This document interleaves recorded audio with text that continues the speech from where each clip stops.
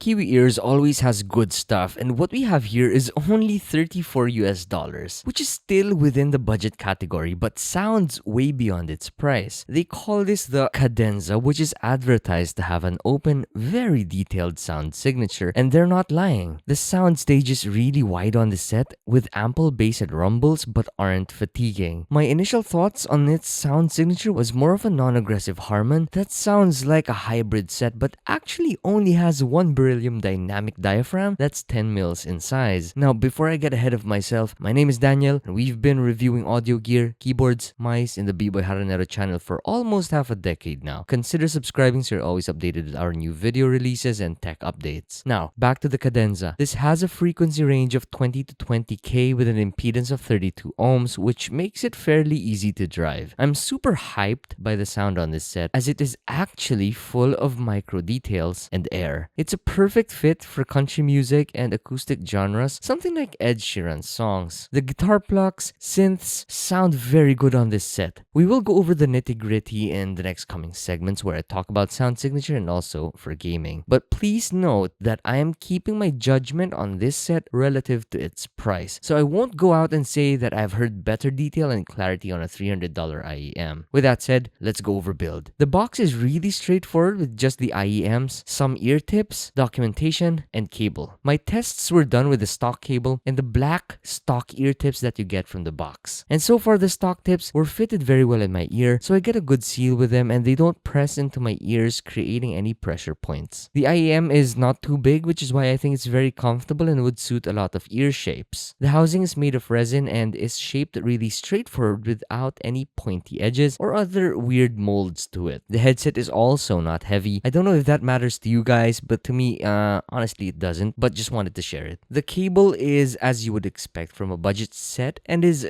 very flexible though. It's very easy to untangle it and in fact, it doesn't get tangled. It terminates to a 3.5mm right-angled tip, which is something I prefer versus straight tips, but that's just me. Now back to the shell. This again is made of 3D printed resin and has two vents in it, one near the nozzle and another near the faceplate. They help the IEM not sound boxed in and contribute to the open sound stage of this set. Now that's already very obvious to advanced IEM users, but my videos are tailored towards newbies. So yeah, the faceplate is really very simple. It's not outstanding and I personally think this doesn't matter. Overall, the build is just about right for its price, but when compared to other IEMs with plastic housings, this is superior. Now moving on to sound, before I begin, I'd like to disclose that I do not like heavy bass, and I also prefer an open, wide sound stage with more focus on detail versus energy. I would go with an analytical tuning all day versus a fun, energetic tuning. With that said, I think that the trebles on the Cadenza was really well tuned as they're not overly sparkly or sharp, and they really do bring out a lot of micro detail in the mixes of any genre you play. They're not fatiguing, and even if I crank up volumes, they do not pierce my eardrums. Now onto the mids, they cut in the mix without sounding shouty or nasal. Vocals sound phenomenal, and this is thanks to the overall tonal balance of the driver. Second voices sound heavenly on this set. They're just so clean and very well presented by the driver within. The mids never get recessed in the mix, and what contributes to this is the smooth bass. So the bass is not overly powerful, but also not lacking at the same time. You get ample punch and rumbles, which is very much evident when gaming on this set. But more on gaming later. The sub bass is present and not at the level that would make your earwax shake. And as a result, I don't think this set is for bass heads, as they may regard this as lacking in energy or boom, for lack of a better word. Overall, I think the sound stage is wide and very analytical without being boring. I'd still occasionally bang my head from time to time from the very mild snare from country music that I play. Now I do all my audio gear reviews with some tests in-game. And a while back I did mention that the mids never get recessed in the mix, and this too is evident when playing FPS titles. When playing shooter games, I think the sound profile is not astounding but also not lacking. It falls almost in the middle of a good gaming all-rounder and a great monitor for FPS games. I play first-person shooter games about 70% of the time and found that this performed really well. Positional audio felt accurately presented and the footsteps are very easy to pinpoint regardless of how busy the environment gets. I even tested this out with white bore tips, which